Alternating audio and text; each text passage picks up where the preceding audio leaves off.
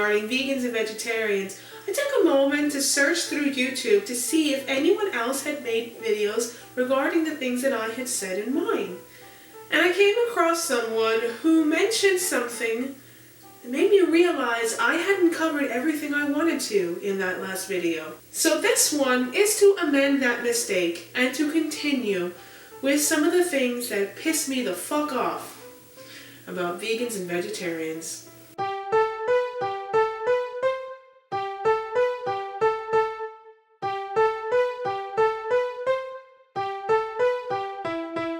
The discussion that I had last night revolved around certain cultures around the world who require the killing of animals as part of their traditions. Not only is it required for their traditions, but also for their standard of living and commerce as well. Now, my culture is Cuban culture, and one of the things that I grew up with was, of course, Cuban cuisine. The one dish that most people associate with Latinos is arroz con pollo, or chicken and rice. It's not exclusive to Cubans, but it is something that I grew up with. So yes, meat and fish have their place in my culture.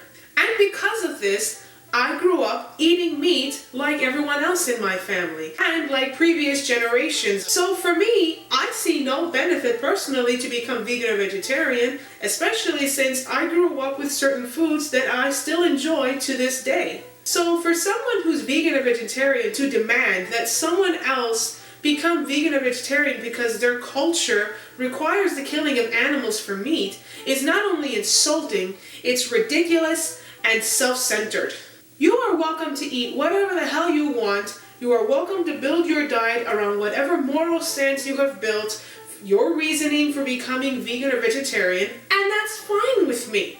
But to demand that cultures that have existed for thousands upon thousands of years to change their traditions that have been handed down from generation to generation just because you have developed your own personal moral stance on what lives are more important? This person had the audacity to say that if a tradition requires the taking of a life, then it should be stopped. Whoa, whoa, whoa, whoa, whoa, whoa, whoa, whoa.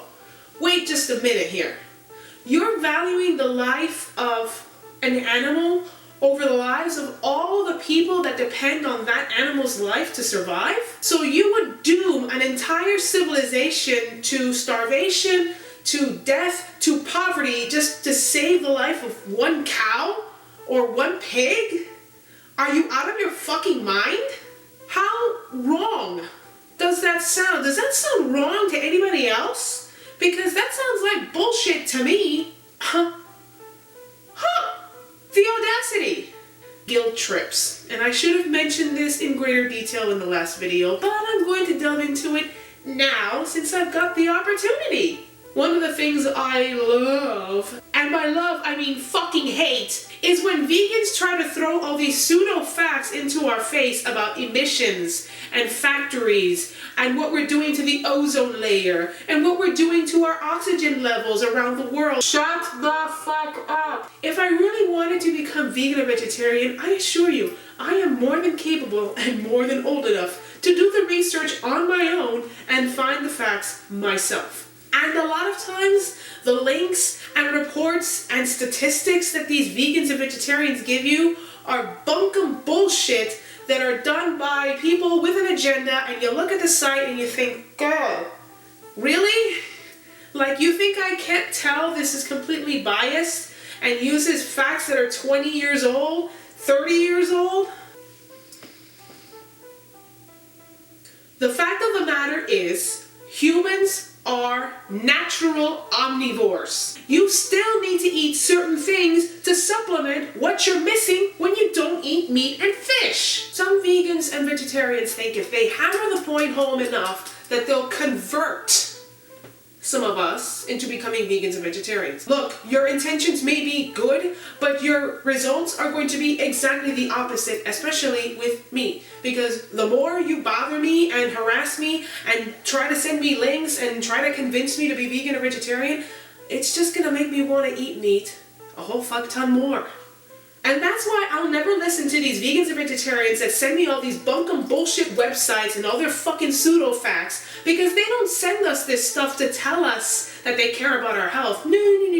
They fucking send this shit because they think they are morally above us, okay? Because they have enlightened themselves to not eat meat, and they think they can look their fucking noses down at us and tell us that we're horrible people because we decide to eat chicken.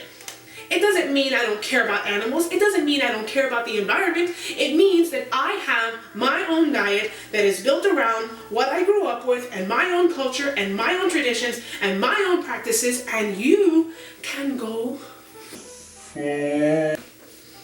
I feel good. My soul feels cleansed. I feel like I got that out. God, it feels good. God, I really want some fried chicken. I think that's all I have to say about that. I think we're good. Maybe down the road there will be a part 3, but hopefully there won't be. Hopefully this covers everything so far. Yeah, I think we're good. If you want to hear more of what I have to say on various topics, please like the video because it really helps, and subscribe for future uploads. And if you've got any questions or comments, put them down below in the comment section. Thank you so much for watching. Mwah! See ya!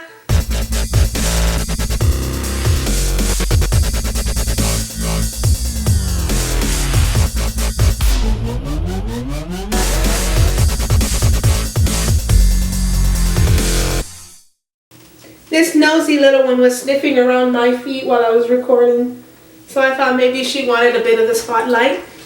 This is Lucy Ricardo. She's about 2 years old. She's one of my rescues. And she's just the sweetest little thing, as she is. I love her to death. Isn't she cute? She was the run of the litter, so she's a tiny little thing. Look at her. She's so teeny. She's a teeny. She's my forever kitten.